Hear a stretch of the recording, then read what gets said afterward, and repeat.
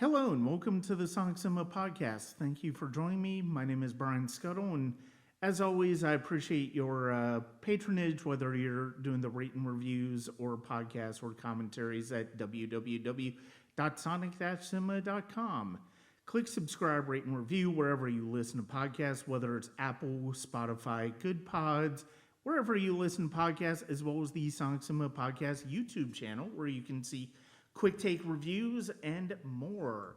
You can also check us out at patreon.com/Sonic Cinema. There you will find early access reviews. I've got one for a movie coming out in September that you might want to check out. Also have stuff for the Atlanta Film Festival, Renegade Film Festival, Dragon Con's coming up. That will be included in there as well. And that is at patreon.com/Sonic Cinema. So we are returning. It's funny because of the fact that the previous episode, our last episode we discussed the Disney Plus series Andor, and I was very tempted to include this in this series that I've been doing this year on the idea of fascism in cinema and the ways in which authoritarian thought and philosophies can have crept their way into cinema over the years and can reflect the reality of that. And we have had a couple of really great episodes on that so far this year. Jason from Binge Movies led it off. We talked about resistance to fascism in that one. And Darren Lundberg joined me for the next one, where we talked about the police state and propaganda in cinema. Today we are taking a slightly different approach. We are looking at the ideas of religion in terms of authoritarianism and the way that leaders can be built up, the way that religion and faith can be corrupted for larger purposes. And who else am I going to talk to about that than the host of Snarky Faith, a friend of mine. I've had him on the podcast before. We've talked about The Passion of the Christ. Might have to make a return to that franchise evidently in a few years. We've also talked about the work of Terrence Malick. We've also talked about the Omega Code and Dogma. Join me today is the host of Snarky Faith podcast, Stuart Delony. Stuart, thank you very much for joining me. Thanks, Brian. Thanks for having me back. I almost wasn't going to come back on the show after you had ranked the Omega Code above Dogma on your letterbox. And I was like, what? What is this? I'm never going back. I'm offended. Well, one has had a 25th anniversary release this year, where I happened to be able to have my picture taken with the writer-director. I saw that, yeah. And the other one's the Omega Code. So clearly in the past 5 years, that release, my opinions have kind of changed on it. Okay. So Smith is way easier to get in touch with than I whoever the hell directed the Omega Code, which yeah. It's funny because of the fact that given how wild, I mean, we've talked about it over the years. That was my first time discussing with you. We talked about faith-based movies on Snarky Faith, and it's so funny how that one is basically forgotten, even though it's probably arguably the first one where people really could tell, oh, there's an audience for this type of thing. I mean, not that it was a huge hit, but still, yeah, there's market value to be had for this. And yeah, it's hilarious to see just how utterly forgotten it is now. For good reason. And yeah, absolutely. It's a dreadful thankfully movie. People don't, and we keep bringing it back up. I think we're the only ones that keep it alive. I think you're absolutely right. Stuart, how are things? So you host a podcast, Snarky Faith. I'll admit, between all my millions of podcasts I try to listen to, I haven't gotten to it as frequently as I need to. What is the tone of Snarky Faith nowadays with creeping religious theocracy in America. It's the same tones it's always been, very much kind of angry and acid against really how politics and like systems of power have corrupted religion and faith, but they go so well nice in hand, religion and politics. Yes, it does. We don't need a Johnson Amendment. They were always meant to be together. And I'm being very sarcastic because this is just where we're at in America. So yeah, the state of things is trying to make fun of stuff and keep going. I mean, it's one of those things where it's like, look, if we weren't able to make fun of these things or laugh at these things, we would be crying and bawling. And look, there are people who are doing it as perfectly rational response to everything going on now. But I do think trying to find the absurdity in all of this is important. And, one of the things that I know when I first approached you on this subject, it's like, I was not quite sure. I'll admit I wasn't quite sure what the lineup for this was going to be because of the fact that, religion has been approached in so many different ways in film over the years. I mean, we talked about from the Christian cinema industry in my appearance on Snarky Faith. We talked about The Passion of the Christ. We talked about the Omega Code and Dogma. And then we talked about from a different perspective when it came to Terrence Malick, I think, which is much more of a spiritual approach to the idea of faith and the idea of having the type of unshakable faith that allows us to live from day to day and make really big decisions that we need to. And, when we started brainstorming what 3 movies to approach for this, I think even this lineup, as I was agreeing to it, kind of surprised me, but also rewatching these movies, they all kind of make a lot of sense in one way or another. Definitely looking forward to a conversation we have on all 3 of these because I think they approach it different angles in a way that is very fascinating. So we are going to start. We're going to, as we often do on this podcast when we talk about 3 different movies, we tend to start with the earliest one. And the first one we're going to talk about is Carl Theodor Dreyer's classic, silent, iconic 1928 film, The Passion of Joan of Arc. And I will admit this is a movie I didn't see until a couple of years ago. I was doing an episode of the Movie Loot and we were talking about silent cinema, and this was one that I wanted to watch in preparation for that. And it gave me a great opportunity to just watch it for the first time because I'd known about it for ages.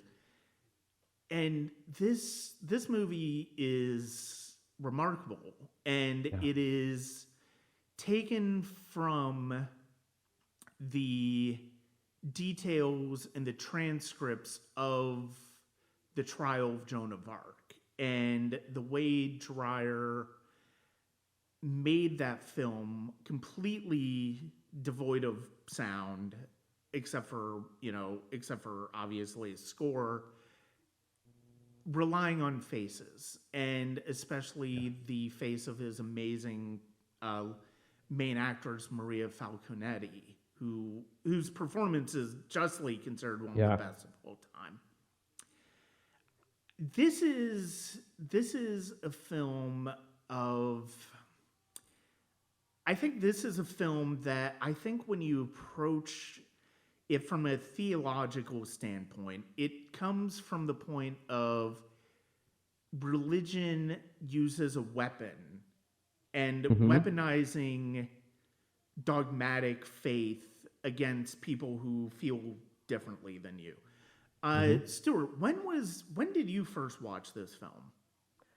I was really trying to rack my brain. I remember either reading about it when I took like film classes back in college, and I can't remember if I either just said I watched it or I didn't watch it back then.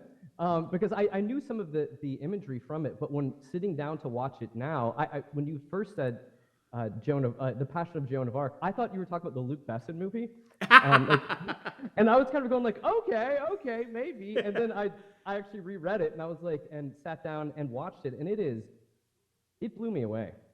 Just the composition and from the idea. This is 1928? Yeah. When this film is, that just blows my mind, especially just how like modern, like some of the modern close-ups and aesthetics and framing and all of that was just so much different than other ones I can think of that usually had like kind of almost, a lot of the old films of that time kind of looked like a variant of stage plays and how they would film it from like, a lot of it would be really, really wide shots in an area like that. And this thing was so close and so intimate.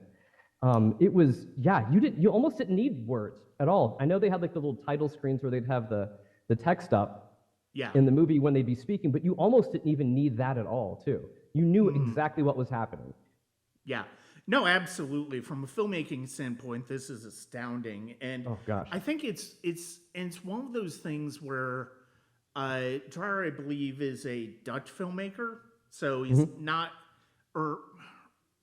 and one of the things I find fascinating about silent cinema, especially when it comes to when you get into watching foreign filmmakers, when you start watching movies from the German expressionists like Fritz Lang and Cabinet of Dr. Caligari and other areas of the world, you do see truly how experimental they were compared to a lot of the American filmmakers.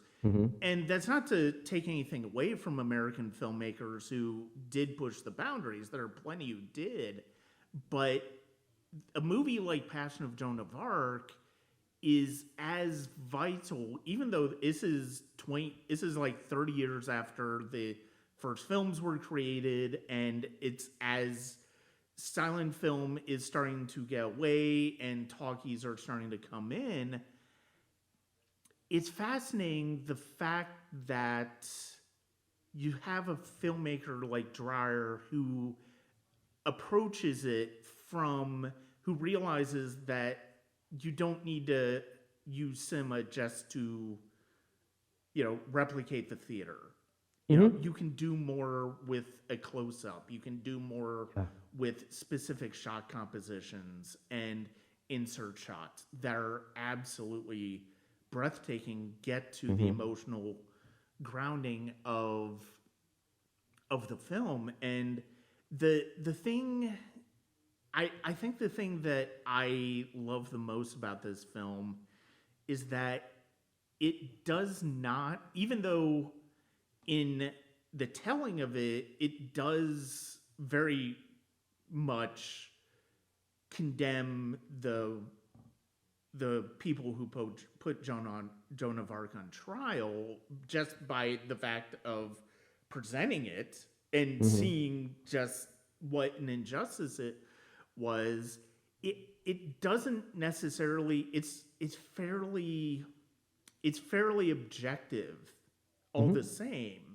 And I think that's such a fascinating, the fact that that is the case, it's such a fascinating approach.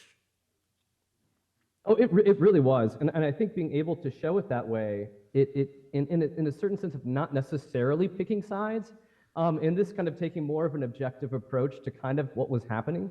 Because we're kind of watching what's going on in the room. We're watching what some of the other priests and some of the other officials are doing, and we have all of this happening. But it really helps you to kind of see the entanglement between, we've got like the military that's entangled with the church in this, and they all have different like agendas that they want with Joan. And you can see all this happening. And again, I think at the time, I think she's supposed to be 19. Yeah. You know, if this is going on. And so all of these men, older men, that are just cowering over her and almost lording over her and speaking to her. And it was just, you could just feel just what it was like to be her in that. Because it was just, it just felt so claustrophobic for her and just hopeless because she had no power. And this, you know, and the thing is, it's like, this is ultimately a kangaroo court. Like, they know exactly what they're going to do regardless of what she says. It doesn't matter what she says. You know, her fate is basically decided. Yeah. And that is one of the things that I think is so fascinating about this. And it's one of those things where you see, as you watch this, as you watch unfold, you see, okay, yeah, this is clearly going in a very specific way, and nothing is going to change it. And it's heartbreaking because of the fact that it not only speaks to the arrogance of hardline religious leaders who feel like their way of approaching the Bible and the Word of God is the only way. It also speaks to the misogyny that is inherent in the church and has been since the inception of the church, really. Yep. That's fair.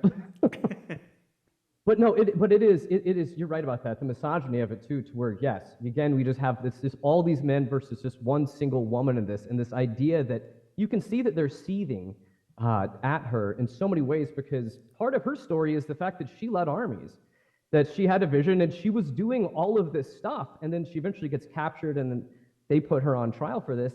And I think so much of this, you're right, it's about how could a woman, it's like the subtext. So it's her age, it's her gender. They have all of these, especially because she's not playing with their systems of power, which is a huge no-no when we talk about things of this nature. You need to play within their systems, and she was not playing in their systems. She wasn't as educated. She could, and they weaponized that against her as well. Her status, to where she never had a fair shake. Yeah, and I think this film is one of those films that gets to the notion of faith as a very personal journey. And it really does tie into the Malick films that we talked about, I think. And I love the fact that this is a movie that doesn't question Joan of Arc's ideas of God. It just presents them and allows us to decide for ourselves how we feel about that and how we feel about the way she's being treated. And, you know, obviously, I think most people would look at her being treated this way and see, oh, she's clearly being persecuted for her beliefs and the way that she believes. And, you know, I think just about everybody could. The problem is it's like a lot of the people who feel that way are probably going to be the ones who see somebody else believing in a different way and you know, feeling or saying your religion does not prevent me from doing something, it prevents you from doing something, and say, oh, that's religious persecution. Yes. And I mean, it's just one of those things where it's like, it's all about the idea of, I know I'm right in this. I know that this is the way I feel about this, and this is the way that this is how it is. And I think that is one of the things that is so fascinating about this film, and just really compelling in how it approaches the idea of religion in a way that obviously was very new to the medium, but really does permeate a lot of the different films, for good or bad, that have come around when it comes to religion over the years. Yeah, and it speaks to, like, especially like with films like this, and I love that they're telling these stories like so early too, because, you know, I know that there was a lot of controversy like when this came out and was released too, with different cuts of it, and in France, because the French were mad that you had a Danish person that filmed this saint of us, you know, that they hold her very high in regard, and it's kind of funny. It's funny kind of seeing the same systems that this movie is calling out. We're also having systems issues between like art representation in that, but what you're mentioning too is it's showing how folks, especially in these systems, use God as more of a tool. It's not really about God. It's just being able to wield stuff about God to be able to control these people and to be able to consistently say, I'm right and you're wrong. I feel, oh, as long as I'm right, I feel great about myself, and I can do whatever I want to you because I'm already right. Because that's the Christian way. Yeah. Yeah. And we also get this idea of, the execution of Joan of Arc, the torture of Joan of Arc is done in the name of God. So of violence into the idea of spreading the word of God, making sure the word of God is heard and absolute, is again something as old as.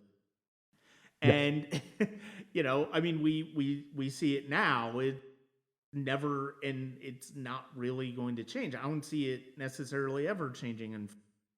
But no, it's one of those situations. This is just such a compelling film, and and one of the things I told you about this when we were first starting to talk about that, there's a 6-part PBS documentary that came out about 15 years ago. It's called God in America. It's basically looking at the history of religion in a broader view and how it's kind of shaped the American experiment from since before the creation of the country. And one of the things that we see very early on, we see people using the word of God and their ideas of the word of God to persecute those who feel differently. And it's really just a, and it just, what it basically boils down to is the fact that, this has just never changed. And, it's the way that, it's the way that humanity is, and for better or worse. And, I would say for worse. Yes. It's, but yeah, it's just, it's just really gonna be fascinating to see. It's fascinating to see how this type of thing is just still going on now, and has basically been built into the American character. It really has, but the crazy thing about all of these things is it's easy for us to point out like the people in power that are doing this because they're easy to point out. But there's also just the mindless sheep that go along with these facades. We see a lot of that in Joan of Arc as well too, to where there's priests that are like, hey, I'm not cool with this. I really think she might be a saint. And then they'll eventually just try to quash their voice down as well too, because no, your job here is just to follow us and do whatever we tell you to do. Yeah. And so that's like the road to authoritarianism. It's not just the leaders and the people that are spouting the crazy stuff, it's the people that just follow it without even thinking. Or the people that just push down what they believe is right just to be able to stay part of this group that they're with. Yeah, exactly. And it's like, do we, it's like, do the specifics of what Joan believes, do those really matter in the grand scheme of things to religion? No, I don't. You would certainly, you would certainly think, if you're thinking about it from a rational standpoint, that God and certainly religion has stood for as long as it has, and it's religion is filled with schisms of different trains of thought, different words of thought. This is all about power. This is all about exerting power. This is all about exerting influence and getting thoughts that we may not necessarily want associated with religion, with a certain way of thinking about religion out of the discussion. And that is certainly something that I think we definitely see nowadays. We definitely have seen throughout history. And, I mean, the idea of her as a martyr in a way, and her as somebody who is simply has been persecuted for her beliefs. I mean, she truly is. And, most people would look at that and say that's not right. And I mean, I think even some people now, again, I think even some people now would look at that and go, who feel the way that the judges in this trial do, would still feel that way too, even if they ultimately are on the wrong side of things. No, when you talk about martyrdom, and it's funny, I mean, if this is not getting too far off topic, but I mean, that's been a common discussion, like in certain theological circles, probably more progressive. The idea of like, if Jesus came back today and did the exact same thing that Jesus did, calling truth to power, doing all that kind of stuff, the church would want to kill him again. Yeah. So it would just kind of repeat itself. So it wouldn't even matter because, I mean, we are so easily influenced by stuff too.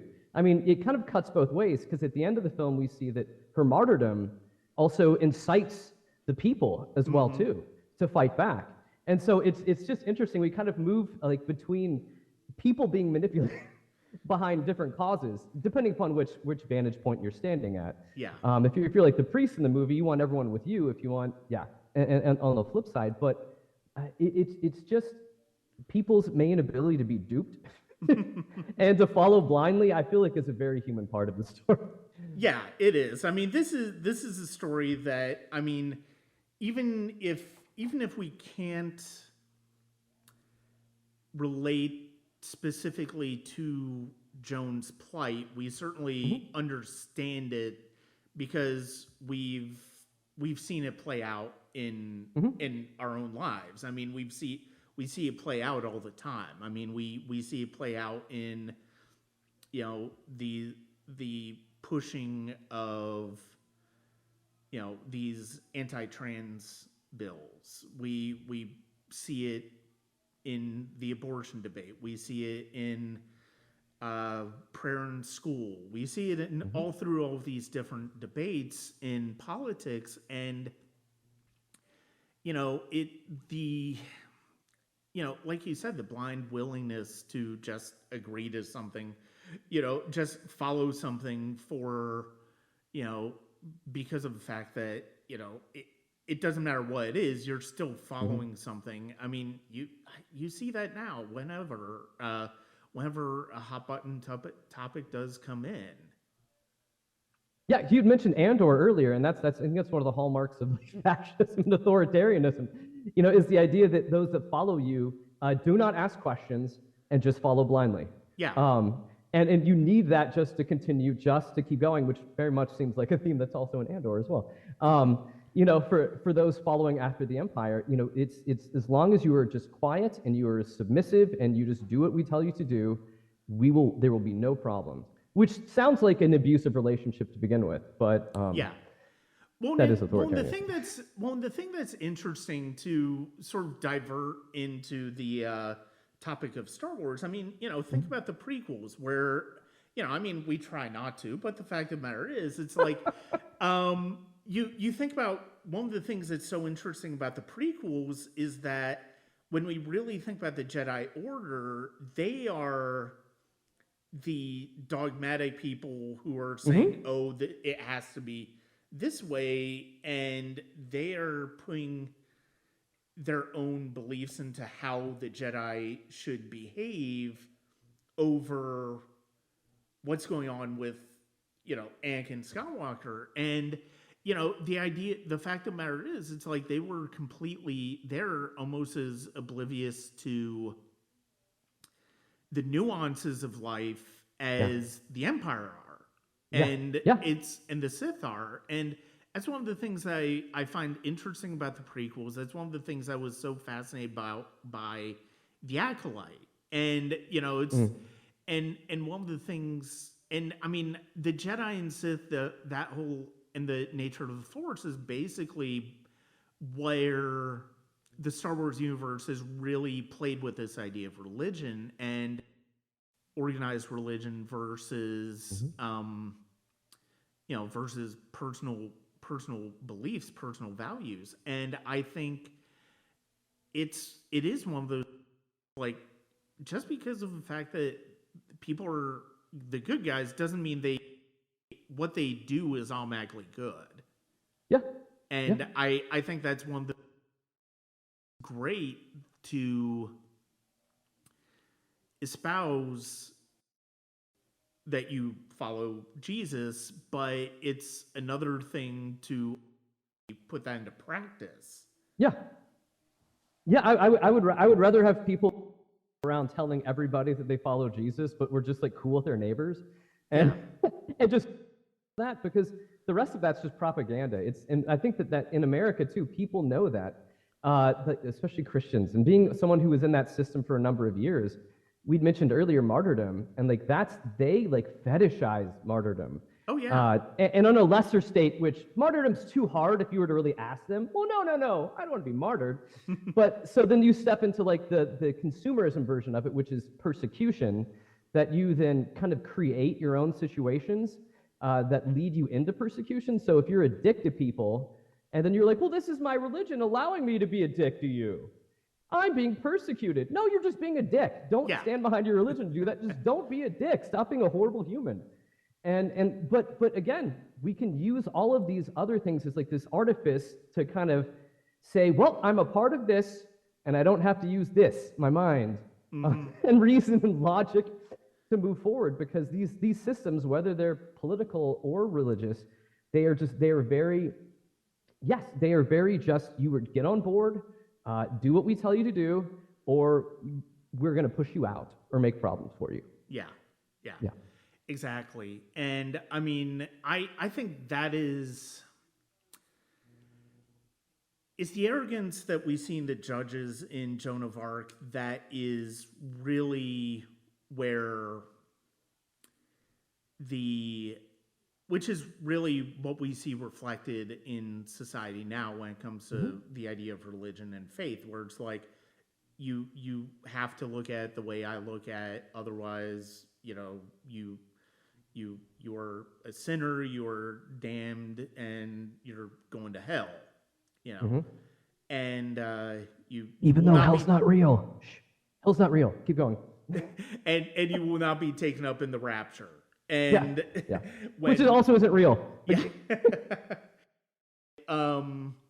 No, and that's the thing. It's like this film is such. This film, I mean, it's essential film. It's essential watching for any filmmaker in film in general. But I think it's especially now, I do think it's a film from a theological standpoint, a religious standpoint as well, because of how much it challenges the ideas of, just because of the fact that you are certain about your faith doesn't mean that you have the right to persecute somebody who feel the same way, just not in the same, who feels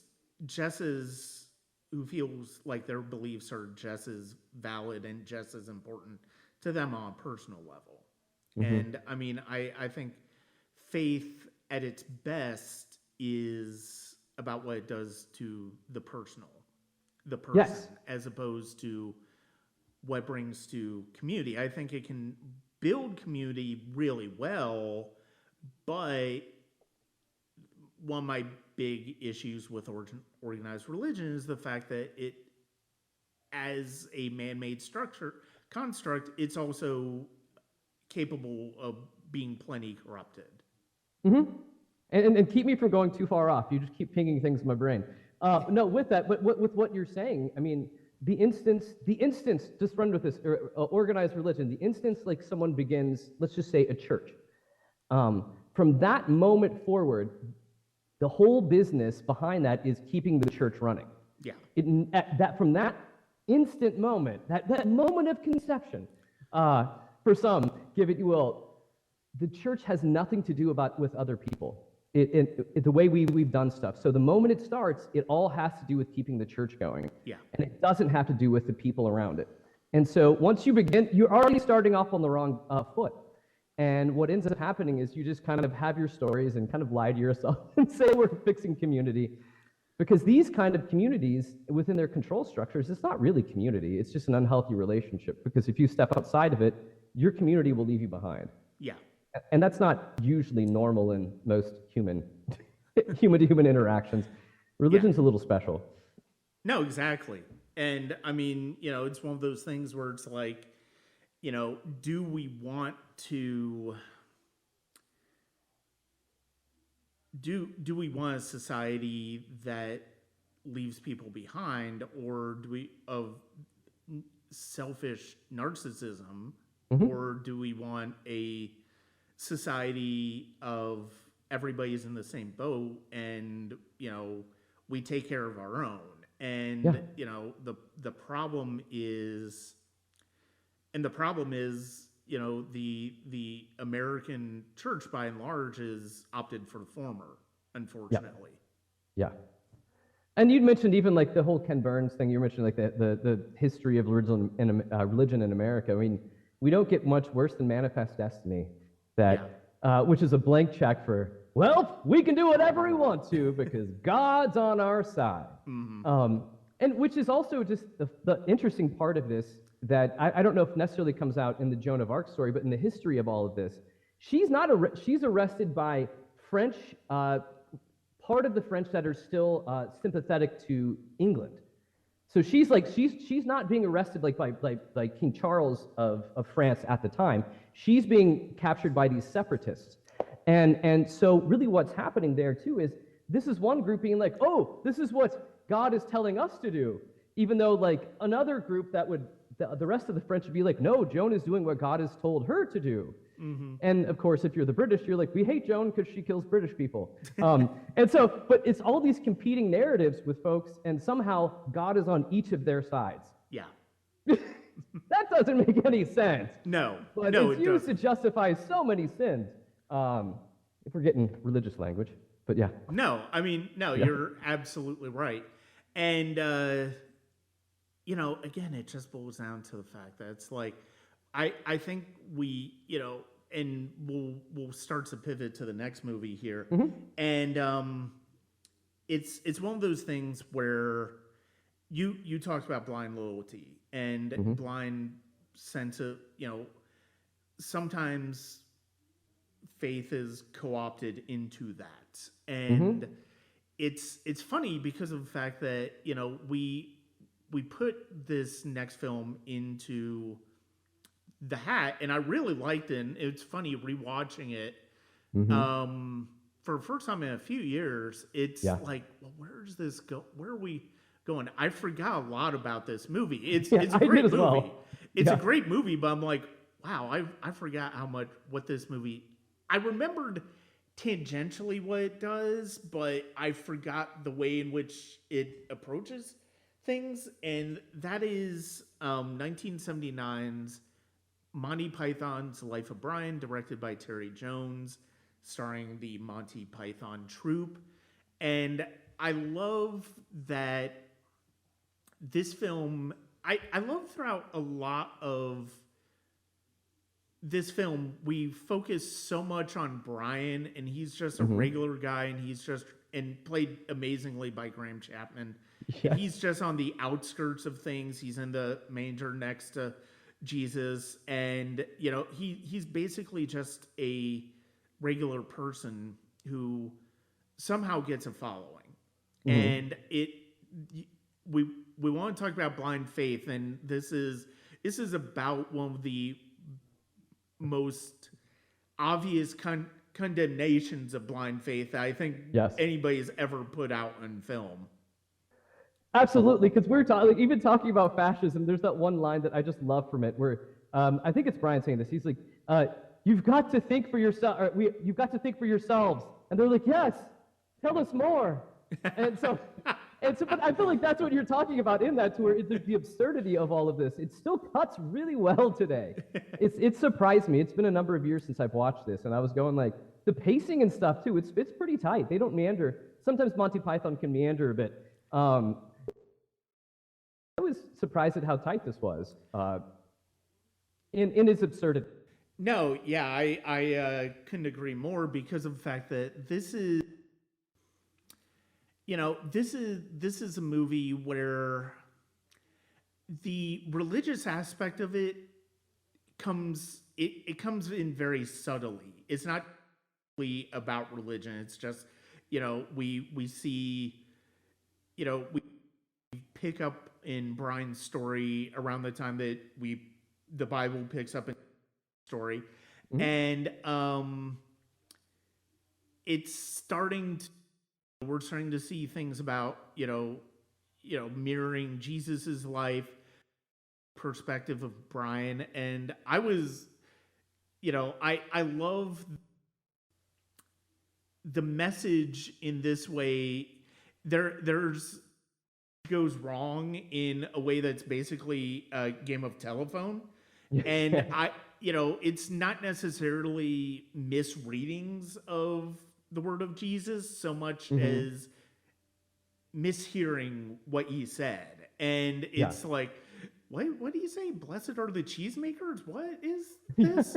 But yeah, it's just really a it's not really something that approach it, and this film was widely controversial when it came out, and as most secular films about religion tend to be, and but the thing is, you just can't get over how hilarious it is as you get to watching it. It's like, oh, okay, I see what this is doing, and this is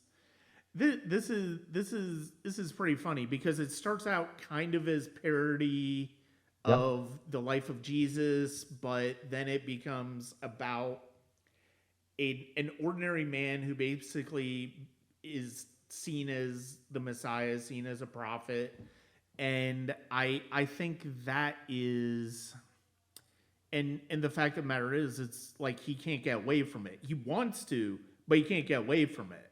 And I think, we see so many instances now of people who are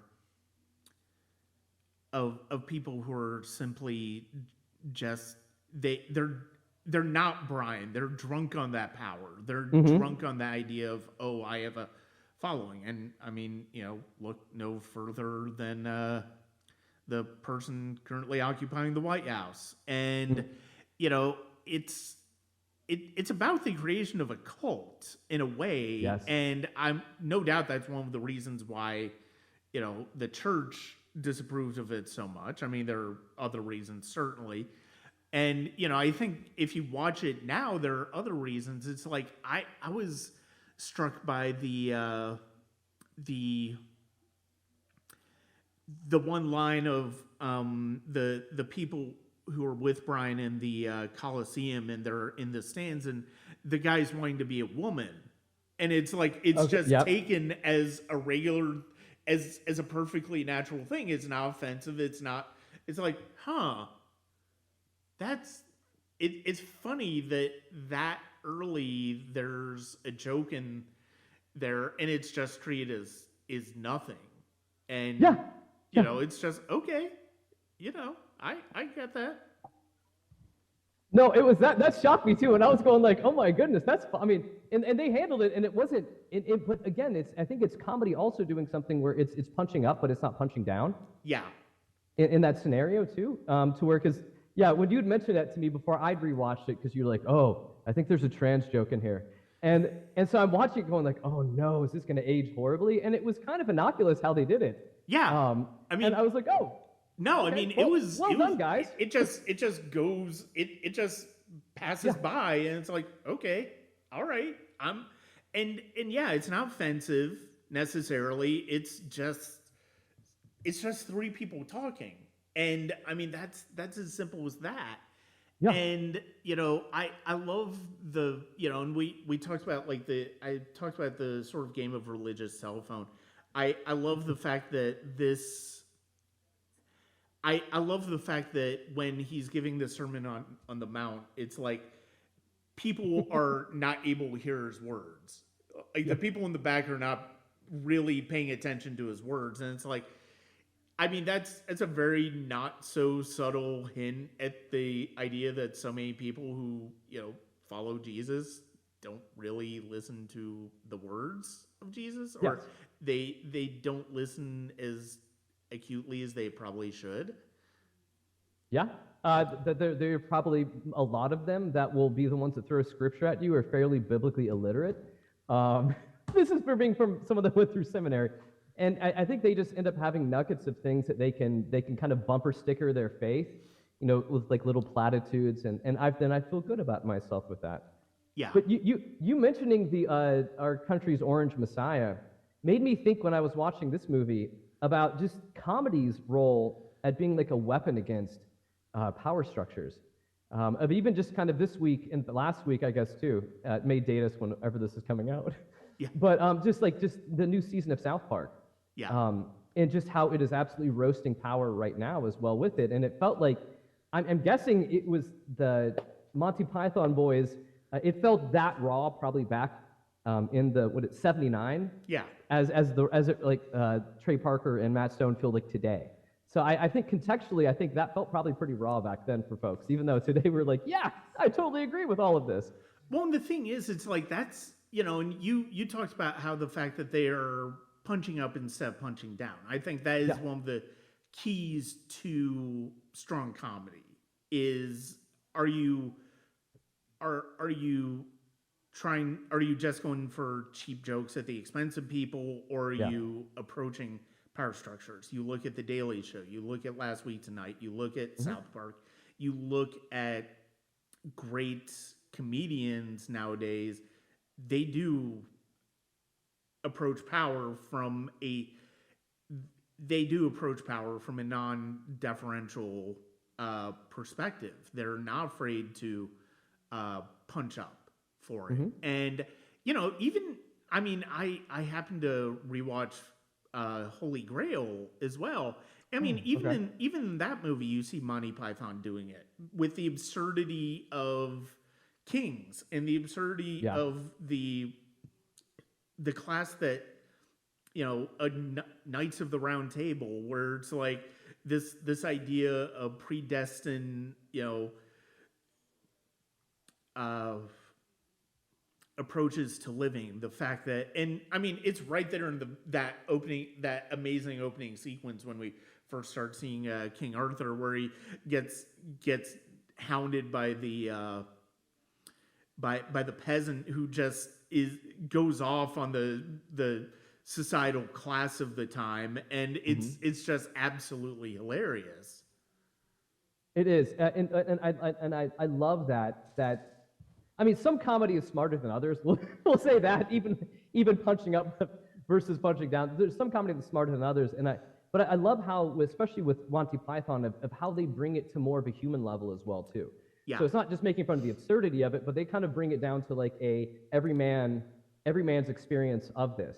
Even like back to the life of Brian too, being around religious circles. I mean, most people will know that there's like a gajillion different denominations that will call themselves Christian.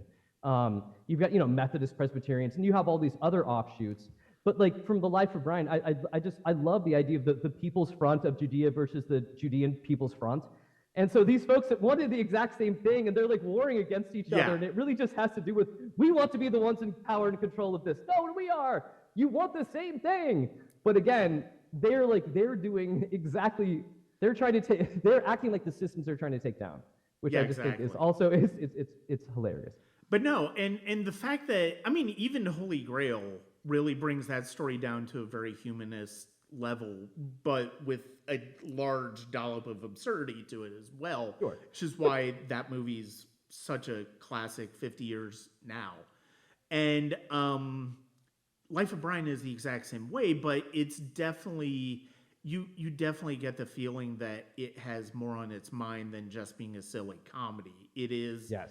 about the absurdity of power. It's about the Mm-hmm. absurdity of power in the name of religion. It's about the absurdity of following one person whose beliefs you may not even necessarily understand, but because of the fact that they say it confidently, they might be somebody who, is worth following.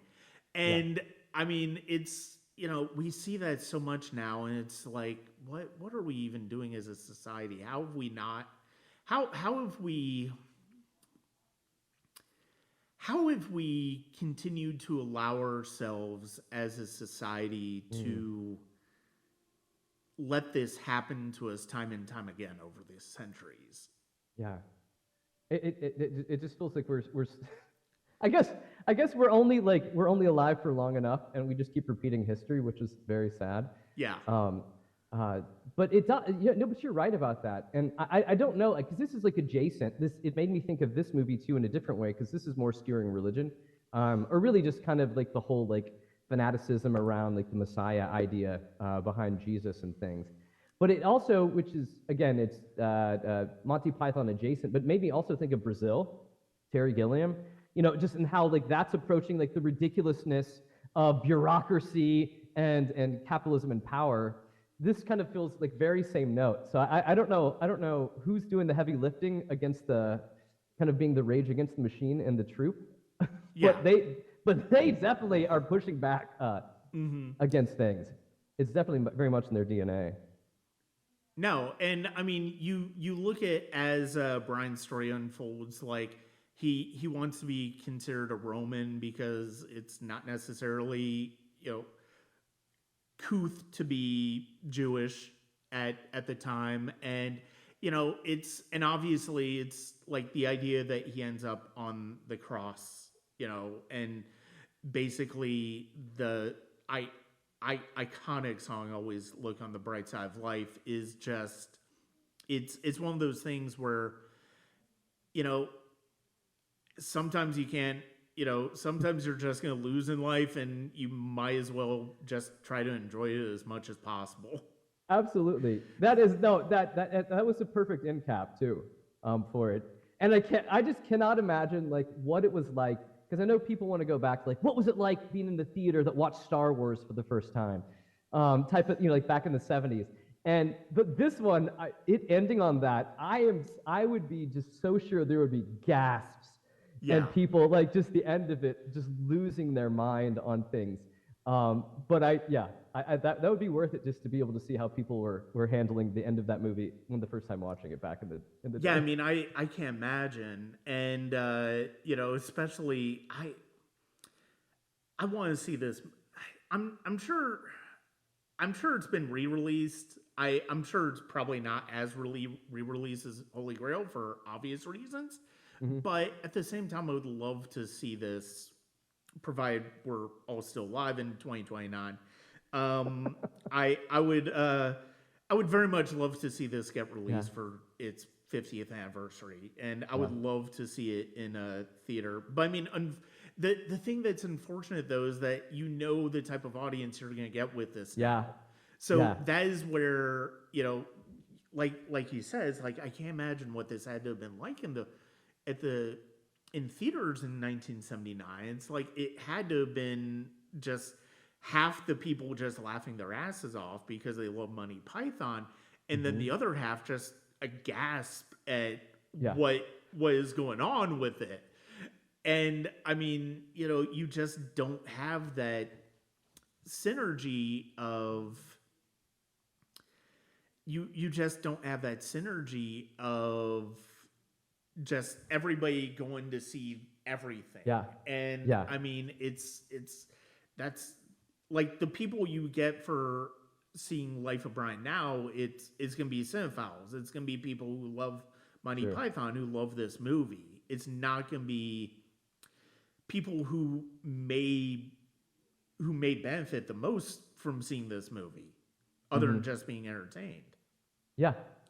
It's hard now, especially because thinking back in that time where because films would be in theaters for months and months and months and months. They'd have really long runs because there was so much less content out there, and we were much less tribalized in many ways, at least entertainment-wise, back in that time. Well, yeah. And I mean, especially, go back to our first conversation where it's like we were talking about Christian cinema. And I mean, what is now is very different from what was in 1979 or even what was when the Omega Code came out. Like, the Omega Code was the start of this complex. It's like everything before that was a very different, you have very different philosophy to those movies at the time. And now it's basically, we're just going to reinforce the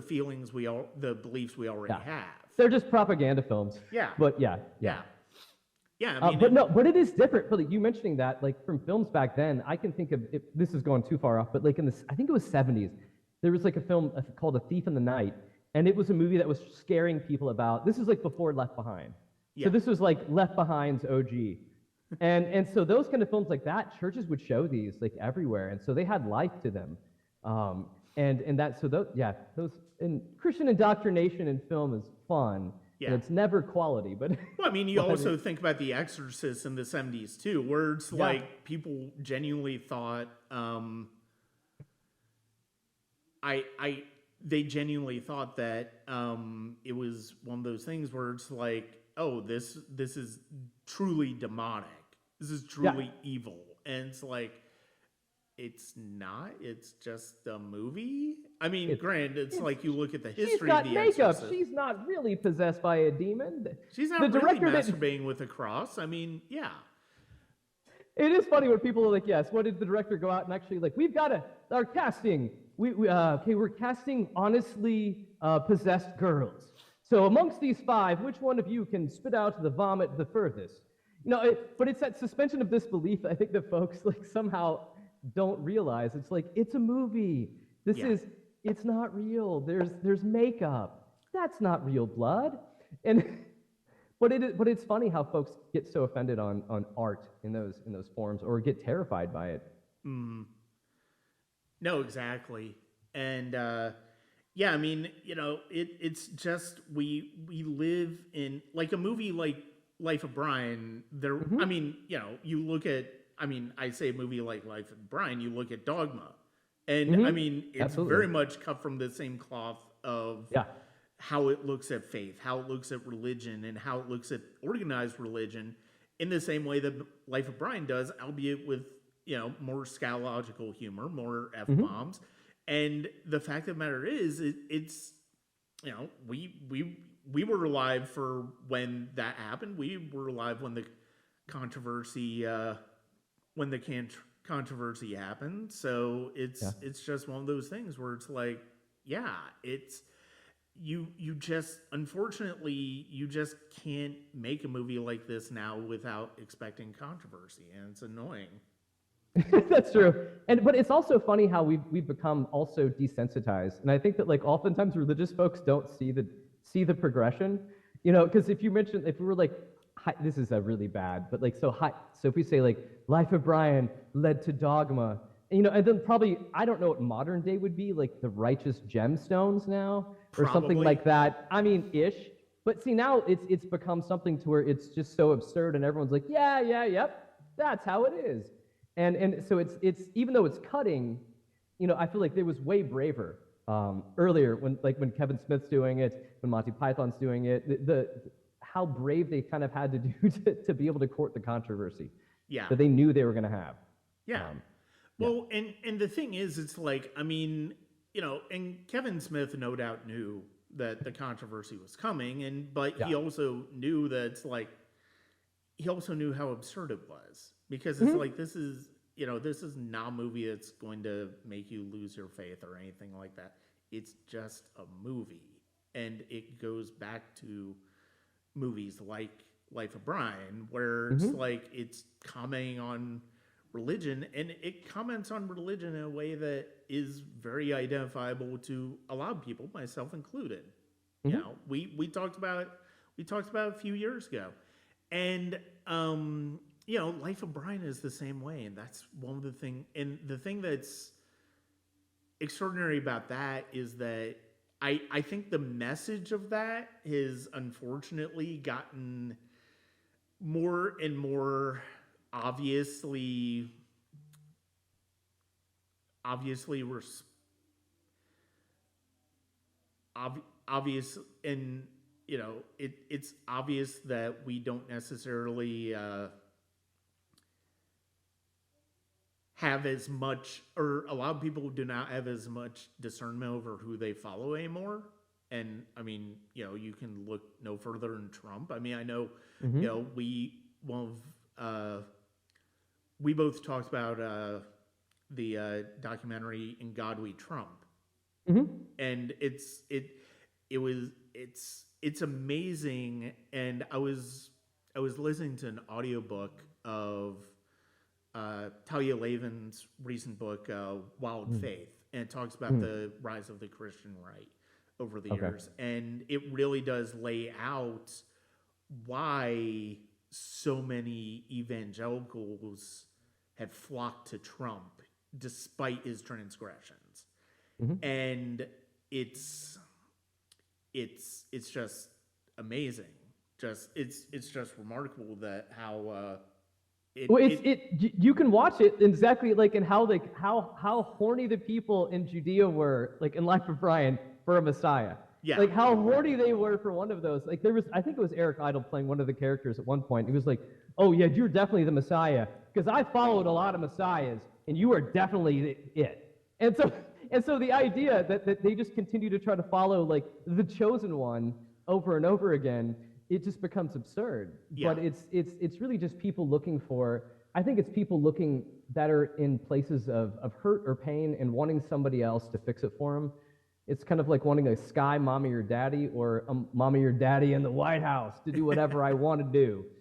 And then also elicit all of my grievances, which I think is also, Christianity has a lot of grievances, and somehow Trump like leaned into that, and it made him feel good in all the wrong places. Yeah. But yeah. No, exactly. And for our final film in this episode, we are going from a film that looks at somebody who becomes a Messiah against their will, to somebody who very much feels like they're going to, who very much wants to be that one of those messianic people. And that is Paul Thomas Anderson's 2007 film, There Will Be Blood. And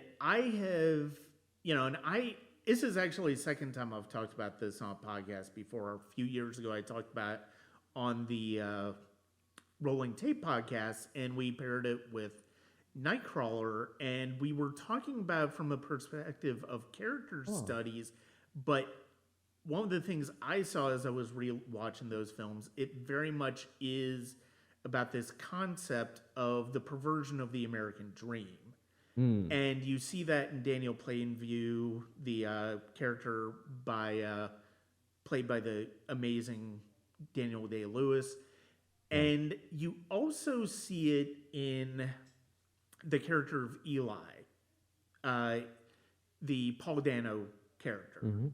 And he plays he plays an evangelical Christian who is preacher, who in this small town that Plainview comes to drill oil in, is trying to set up his own church. And he gets assurances from Plainview that are not reciprocated, and he continually badgers him to try to get what he feels like he is owed. And he gets to a point where he is able to use leverage to get Daniel to his church. And we see it's very much a power struggle between these two characters. And one of the things that I was so riveted by when I saw this movie in 2008 is that this was the tail end of the Bush years, and we had 6 years of war in the Middle East, allegedly over, the war on terrorism, but you could also tell that it was about, oil rights and all of that stuff. And then we also had an accelerationism in the idea of Christian dominionism. Yeah. In the way the religious right it came to be, and we're seeing that now in an even greater impact in the Trump years. And one of the things that is so remarkable about this film is that this deals with the idea, and Plainview calls him out completely, about being the false prophet. And it's one of those things where it is just, it's just something where we see him as an individual who very much, we see what Eli is looking for plain as day. And seeing the way he goes back and forth with Plainview is one of the most fascinating aspects of the film. No, and you're just, sorry, you made my brain think about this even different. I hadn't pondered it in this way. But really what we're watching in this film is essentially what's happening in real time right now. We just kind of have this unfettered capitalism that's kind of in bed with kind of unfettered grifter religion. And at some point, they can kind of coexist, and they're both kind of like griftery, greasy ways, but at some point, someone's going to get their skull crushed in. At some point, you just, because, somebody wants to be on top. Someone wants to be making more money than everybody else. And that is, that's great. It's interesting. I never thought about how this is kind of playing out now, and we'll see what begins to happen versus Eli and Daniel, maybe in what's happening between the crazy Christian nationalists and then the unfettered drive of capitalism that is also happening in our country right now. And I mean, really, you look at it now, and Plainview is no different than the Peter Thiels, the Elon Musks, the technocrats who really want power, who want to control as much wealth as possible, who want to control our consumption of media as much as possible. And I do think, and Jason at Binge Movies, when we had that first episode, he talked about the work of Curtis Yarvin, this idea of the Dark Enlightenment, the idea that they're going to try to create little nation states, and how that is antithetical to the idea of what Christian nationalists want. And they want the state to work for the sake of religion. At some point, there's going to be a breaking point. And to your point, somebody's going to get their heads bashed in, and it's not necessarily going to be a pretty sight. And we're not inciting violence. We're actually talking about part of what happens in the movie here. We are using the movie as a way of exemplifying the fact that at a certain point something's going to break here. And capitalism has had a pretty significant head start for a lot of years, and it would not surprise me to see it come out on top, unfortunately, as depressing as that thought is. That's absolutely what will happen. It will always beat religion, because religion still wants the same money, but capitalism's way more efficient in how they screw us over. Religion takes a little longer to screw us over. Well, and the thing is, and the fact of the matter is, I always feel like when it comes to religion trying to exert political power, there is a breaking point for that Yeah. in society. Like we saw it Yeah. in the Reagan years. We saw it as much as it continued to grow. We saw it throughout we've seen it over the decades where it's like, and centuries, where it's like, at certain points, society pushes back from the ideas that religion wants to impart and go, wait a minute, you're impeding too much on what my life is. And, you know, I respect that you have those feelings for your life, but they're not my values. And yeah, and we saw that after the Bush years with the Obama years. We did start to see an acceptance of homosexuality more. And, now granted, it's backslid in a way that is just absolutely heartbreaking to watch. But the fact of the matter is, we did see an upswing. And,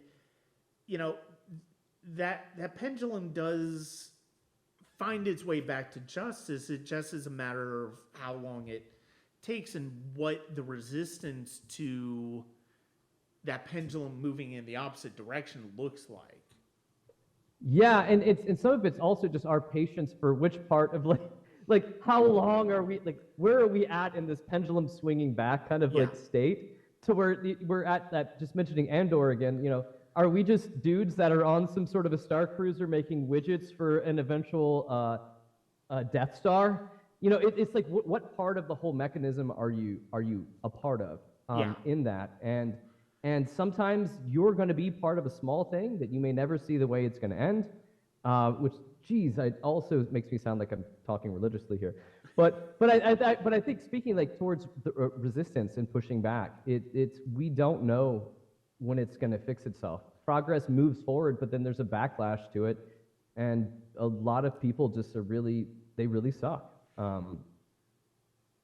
That's Yeah, and I think the thing that one of the things I've always loved about There Will Be Blood, to bring it back to that, and it's funny because of the fact that if you think about that last interaction with Eli, that Daniel has, and one of the first things he's talking about in there is he's looking to be a radio preacher. And so he's kind of a proto Billy Graham, proto televangelist. And you can tell it's all about greed. It's all about corruption with him. And it's one of those things where it's like Paul Dano does such an exceptional job with this movie. He really does. And the fact that he went toe to toe with Daniel Day-Lewis is amazing, and his performance is as impactful to the success of this movie as Plainview is. And the fact that I think the fact that he ended up playing Paul as well.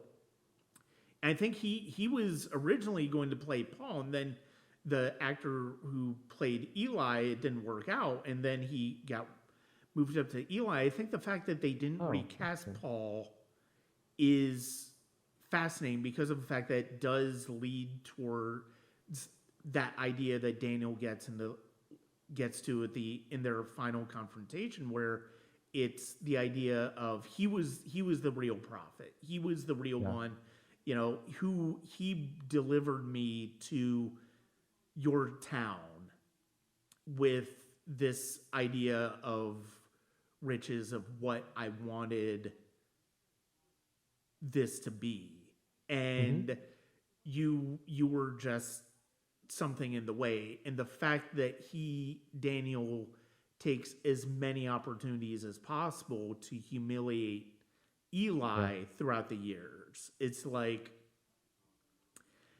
he does not, he's not afraid to, he's not afraid of anybody. He's certainly not afraid of Eli, because, he knows he can beat the crap out of Eli, but also he knows that his power, his wealth, that's all that matters to him. Mm-hmm. No, it's crazy watching the two of them. And I mean, thinking about this, and I guess it's part of this, it's almost like a parable, because it's Eli that brings Daniel, Eli eventually brings about his own downfall. Yeah. By going and bringing Daniel into this situation, he begins all of these course of events that lead to his downfall. And it's really just based about all around his desire to be something for himself. Yeah. So his own just selfish desire to be something, a fake preacher, a fake healer, a fake all this stuff, puts all these things in motion. And yeah, in a weird way, it's because we know what Daniel is. Yeah. Daniel is what Daniel is. But again, Eli thought he could play the game. Mm-hmm. And I think that when we come to like either capitalistic power or even political power, even though religion may seem like it's got the upper hand, it doesn't.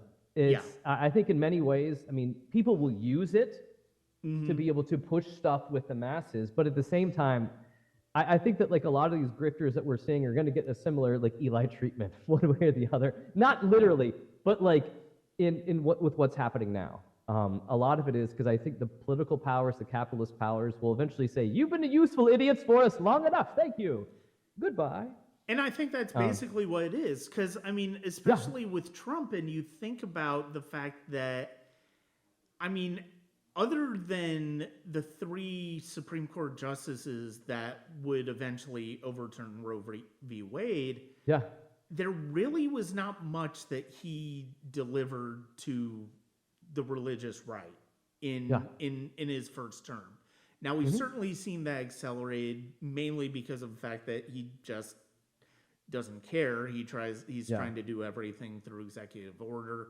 He has a Congress who's willing to let him do whatever he wants to do. And we also have a judiciary that by and large is not afraid to let him do what he wants. Yeah. And I mean, even if they do later say, you know, oh, this is alarming how he's not really going, it's like, you're okay, do something about it then. Yeah. I mean, seriously, John Roberts, don't keep voting for what he wants just because of, you know, and act all alarmed when he is doing what he wants.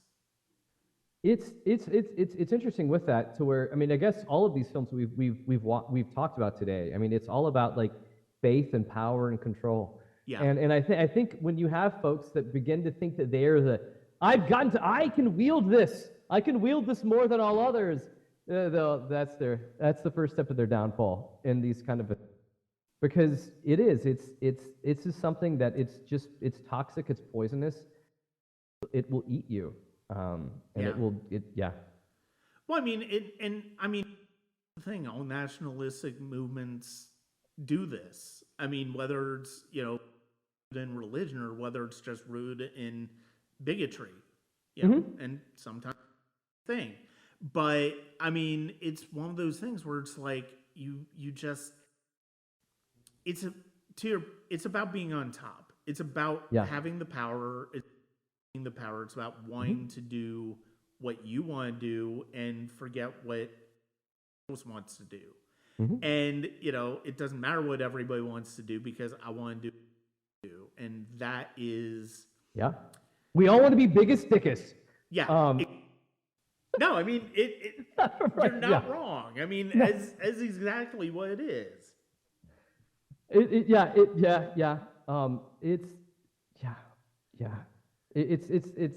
great that we're able to see all of these kind of things and be able to see how. It's frustrating. It's frustrating. Like, we're watching these things from different eras that are and we're just continuing to make the same fucking mistakes again. Yeah. It's a little frustrating, but it does. It feels like we're at places to where, I mean, if we're The Life of Brian again, I can't remember which one it was, but at the end where Brian's on the cross and people's front of Judea, they're like Suicide Squad that kind of comes in literally like, we're here to save. And they all just like kill themselves and like, yay, we've done our duty for our faith. And accomplished nothing. Accomplished nothing. Yes. But that's pretty much where religion is right now. They will say they've done all this and died on their own sword, and you're like, oh, great. What was this? Pageantry? Nothing? Yeah. I am curious to see where the breaking point is going to be. Yeah. I don't want to be doomsday guy and go, oh, we're never going to have fair elections again, because I think feeling that way is defeating, it's complying in advance, but at the same time, it's hard to see it otherwise. It truly is hard to see it otherwise. And, it's going to take, and the fact of the matter is, regardless of what happens on the other side of this, it's going to take probably generations to undo the damage. Yeah. And, will people have patience for that? And that's the thing. And I don't know. I just don't know. And I think that's one of the things that's been so frustrating about people on the left this year or the past couple of years. And it's the idea that this idea of instant gratification, of instant results is so important to people that they kind of forget that results, no major shifts in policy, no major shifts in the way people are behaving, the way people are, the way this country operates comes instantly. I mean, even the civil rights movement did not change things instantly, and there are times where it didn't change things at all because the people against it just dug in harder and waited for their time.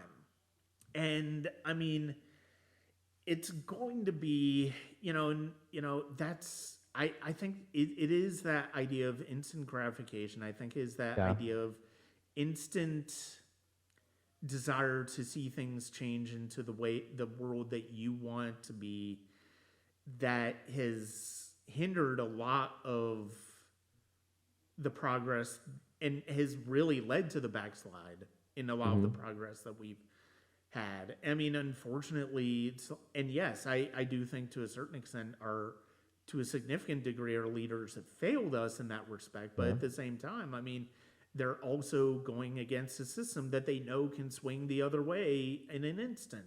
And, I mean, yes, would it have been great if we had gotten rid of the filibuster to pass a stronger voting rights or codify Roe v. Wade? Yes, it would have been. Yeah. But those things would also be more easily taken away if we had done that with where things are now. And it's the fundamental paradox of realizing that this system has guardrails in place for a reason, and being frustrated by those guardrails at all the same time. No, I agree with you, because I think that that we are in a position where I feel like people are really fueled and pushed by the urgency of now. Whether that even be something as small as like, ooh, I'm going to own the conservatives or own the libs in this tiny moment, or the urgency of now for something that, like you were mentioning, that may or may not have long-term effects. But I think moving back to what we've been talking about, I mean, one thing we can learn from Joan of Arc, religiously or not, she had conviction. And I think that that kind of conviction is something that needs to be walked out. And it's not something that is cool day to day on Instagram, which makes me sound like an old man saying stuff like this, but, or TikTok or other stuff. But I think that day to dayness, that we're in a microcosm of now, and I think just getting likes for now are only likes for now. But I think having that longer term conviction of being able to, how do we move? How do we continue to do something that has longer term, that we put teeth to it?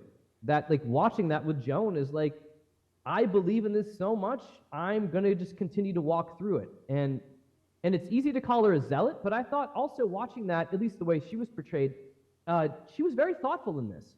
Yes. You know, she understood what she was saying. She understood what she believed. And it wasn't like that someone else had given her talking points or punditry that she was doing this. And she knew exactly where she was going. And she was like, okay, this is who I am. This is what I've said matters to me. And yeah, this is going to suck. And it did. I mean, there's a clarity to her beliefs in a way that even if I don't share her beliefs, I still appreciate where she's coming from. Yep. Because for her, it's personal. It's not, this is not how I feel like society should be. This is just what I believe. This is how I believe. And I think that is, it's great to advocate for societal change. It's important to advocate for societal change because we wouldn't have a lot of the freedoms that we are at risk of losing now because of societal change and because of that advocacy. But at the same time, because not everybody is going to come at it the same way that you do. And I think that is important to remember. And that's been one of the most frustrating things I've seen on the left over the past year and a half is that because they want it to happen suddenly, sometimes justifiably when it comes to what's happening in Gaza and what's happening with abortion rights in this country and what's happening with trans rights. Everybody wants to see that pendulum move back sooner rather than later because otherwise people are going to die if the longer gets prolonged. And I respect that and I empathize with that. But unfortunately, we just don't live in a society where that is the case, where that's possible right now. And a lot of it is echo chamber thought, but also a lot of it is a zealotry of I'm right and you're wrong, black and white thinking that takes out what society needs compared to what the individual wants. No, you're right. I mean, I think that there is no table to come to right now. You know, people are like, oh, let's come to the table and hash something out. It's kind of like, I don't need a table. I already have it all figured out. And I feel like we're both doing that on both sides in many ways. Like I can't talk to you. Now, there's good reason that there's a lot of fucked up shit happening right now, which does give those that would be more progressive or on the left pause about feeling like others can come to the table and under good faith, because it also just feels like a lot of this is dehumanizing as fuck. Yeah. And so it's hard to sit across the table with people that just want to actively seek harm for others for no other reason than they're just not part of our tribe or whatever like that. And it's hard to do. It's going to take, like you talked earlier, nuance, and it's going to take time, and it's going to take patience, and it's going to suck a lot along the way. And it's going to take empathy too. Yes. And that's the most important thing. It's going to take empathy towards people who you may not agree with all the time, but you probably agree with more than you realize. Yeah. And I think that is one of those things where it really does get to the heart of these stories where it's like empathy is such an important thing, and you know, in There Will Be Blood, there's none of it. And it's because of that's a great point. By virtue of the fact that both of the characters are full-blown narcissists, and that's what makes what HW does at the end basically saying, I'm glad that you're not actually my father, because I don't want to be you. I don't want to be an uncaring human being like you. I don't want to be single-minded and focused on money and power the way you are. And that speaks to a lot of people who just find themselves disillusioned by people who do care about power more than they seem to care about their fellow individual. Mm-hmm. No, and it is hard because I know a lot of people right now are just reacting out of the immediacy, and they're also reacting. There's a lot of pain, Yeah. and a lot of folks have a lot of pain, and they aren't necessarily sitting with their pain, and doing some of the hard work to realizing what's the root of it, and they just lash out, which again is a very Daniel Plainview way of handling a situation. You don't think of nuance, you don't listen, you just lash out and you eliminate the problem that's in front of you.